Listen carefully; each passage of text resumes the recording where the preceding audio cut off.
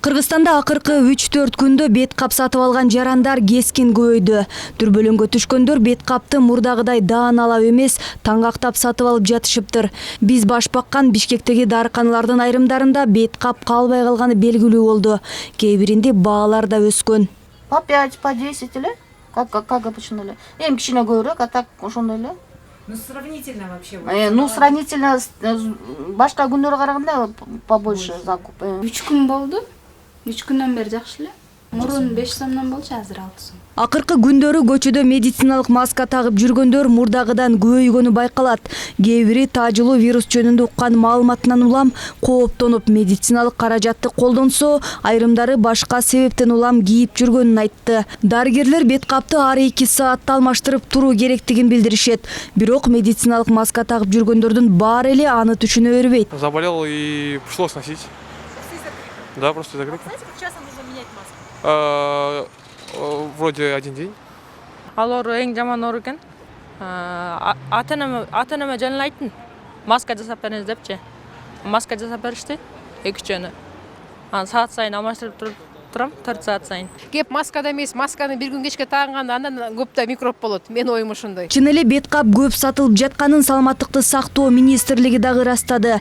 Запаста турган масканын саны 3,5 миллион болсо, 3 күндүн ичинде анын 1,5 миллиону гана калган.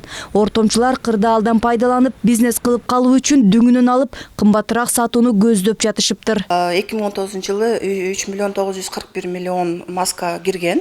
2-3 күн мурун анализдеп чыккан бизде бүт складтарыбызда, оптовый складтарда, аптекаларда 3,5 миллион бет кап бар болчу. Кечеки убакытка 2 миллион, бүгүн эртең менен алганда 1,5 миллион бет кап бар.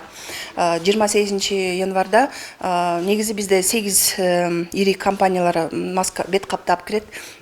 20дай чакты өкүлдөрүн чакырып, алар менен сүйлөшүп, басын көтөрбөнү сурандык. Жана өтө көп дүң сатканга деп сүйлөштүк да, бербегенге. Анткени чын айтканда бизде өтө кээ кишилер, жарандарыбыз көп дүң сатып алышып, кайра башка баада сатып атышат да. Бизнес кылыпчы. Ошон үчүн мен айтар элем, биздин элдерге көп сарсына болбой. Аларда соц түйүндөр аркылуу бет кап саткандар дагы пайда болду. Интернет колдонуучулардын бири респиратордук масканы 300 сомдон сатаарын жазган. Ага бир канча адам кардар болгонун комментарийлерден байкоого болот. Бирок адистер дүрбөлөңгө түшүп, көп сандагы масканы сатып алууга негиз жок экенин билдиришет. Негиз мен азыр ойлойм да, негиз жок. Анткени азыр карап кетсек, башка эле вирустук оорулар бар да, негизичи сезондук деп айтсак болот. Грипп, вирус, аларга деле маска керек.